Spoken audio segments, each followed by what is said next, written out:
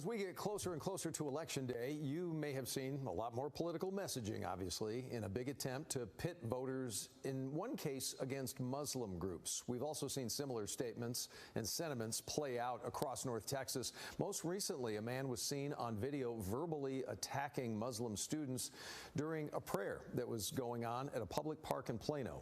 Our media partners over at Texas Monthly taking a closer look at these types of rising tensions. With that, Forrest Wilder is joining us tonight for a little discussion as we dive in here. Forrest, we know Governor Greg Abbott has designated the Council of American Islamic Relations, the short acronym is CARE, as we know, as a terrorist organization.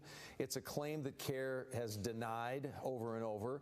What have you learned in looking deeper into all this about the organization and also the governor's concerns? Right. Yeah. So CARE is a national organization. It's a nonprofit. They bill themselves as the largest civil rights organization for Muslims in this country. They've been operating in Texas quite visibly and actively for decades now.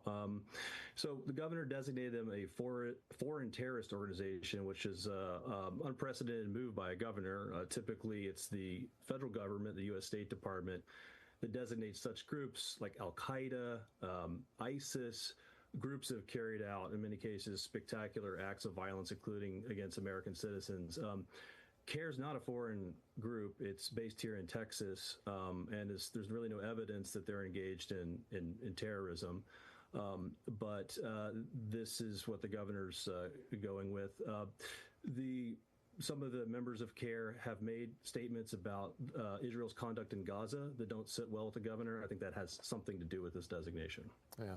You also write in your piece about Muslim Capital Day, and you tell us the lobbying event's been going on for a long time. Was it 22 and a half, 23 years now, since 2003.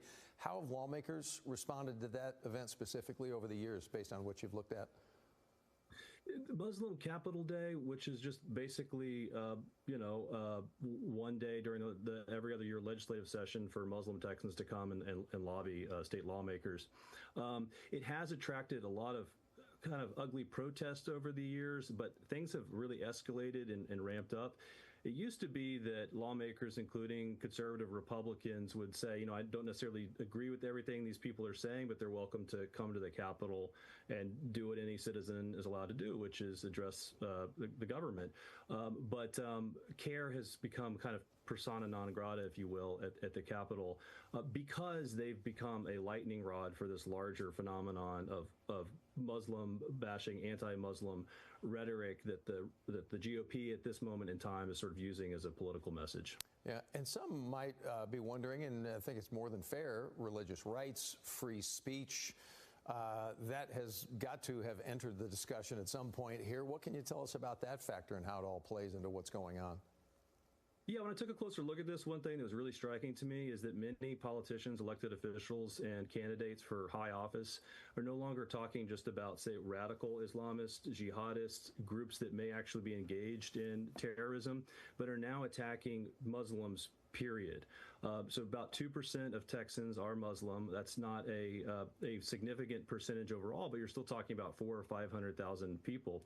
I think the rhetoric is dangerous because it seems to, at times, basically assume that this group of people do not have the same rights to religious liberty, freedom of speech, or even to hold public office that people of a Christian faith or some other faith or no faith at all may have.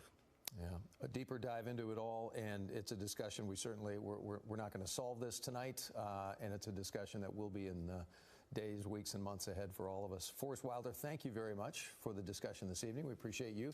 You can, by the way, read his article right now. It's posted at texasmonthly.com.